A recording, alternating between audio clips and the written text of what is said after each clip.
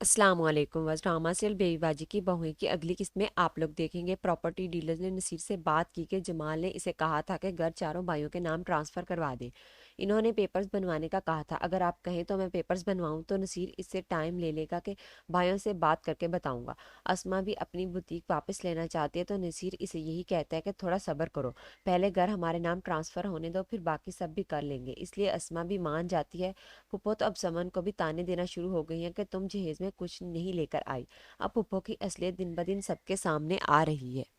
سائرہ نے اپنی والدہ کو بتایا کہ بزنس کو سنبھالنا بہت مشکل ہے، اوپر سے اسما بھی سب چھوڑ کر گھر بیٹھ گئی ہے۔ آپ کوشش کریں اس پر دباؤ ڈالیں تاکہ وہ بھی کام کرے۔ اسما باہر کھڑی ان کی باتیں سن لیتی ہے۔ وہ تو پھپھو اور سائرہ کو کافی باتیں سناتی ہے کہ میں کسی کے دباؤ میں آنے والی نہیں ہوں اور میں اپنی ہر چیز نکلوا کر ہی رہوں گی۔ سائرہ اور پھپھو کو تو ان لوگوں کی باتوں سے ڈر بھی لگتا ہے کہ اسما کے بنا بوتیک کیسے چلے گی، ڈریس کون ڈیزائن کرے گا۔ نصیر نے بھی سب بھائیوں سے بات کر لی۔ وہ سب مل کر پھپھو سے بات کرتے ہیں کہ جمال بھائی نے یہ مکان آپ کے پاس امانت کے طور پر رکھا تھا، اب آپ ہمیں واپس کر دیں۔ پھپھو نے تو صاف انکار کر دیا کہ میں یہ کسی کے نام نہیں کروں گی، اس گھر کے بدلے میں نے بہت سارے پیسے دیے ہیں۔ انہی باتوں پر بلال اور نصیر میں کافی لڑائی بھی ہو گئی۔ نصیر تو بلال کا گریبان ہی پکڑ لیتا ہے تو سب بھائی مل کر بلال کو چھڑواتے ہیں۔ اب پھپھو ان سب بھائیوں کو اس گھر سے نکال دے گی کہ اس گھر سے نکل جاؤ، یہ میرا گھر ہے۔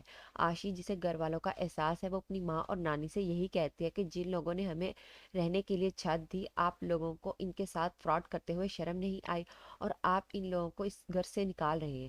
پھپھو تو عذرا کو بھی سنا دیتی ہے کہ یہ گھر رضوانہ امجد یعنی میرے نام پر ہے، تو عذرا نے بھی آج پھپھو سے کہہ دیا کہ کاغذات پر نام ادھر ادھر ہونے سے کسی کا بھی مقام نہیں بدلتا، اس لیے میں تم لوگوں سے ہر بات کا بدلہ لے کر رہوں گی، جو تم لوگوں نے چھینا ہے واپس لے کر ہی رہوں گی۔ شہناز کو جب علم ہوا تو وہ بھی آ کر پھپھو کو ہی باتیں سناتی ہے کہ ہم نے یہی سنا تھا کہ اپنا مارتا ہے تو چھاؤں میں پھینکتا ہے، لیکن تم لوگوں نے تو اپنوں سے ہی چھت چھین لی، تمہیں شرم نہیں آئی؟ کتنی احسان فراموش عورت ہو تم۔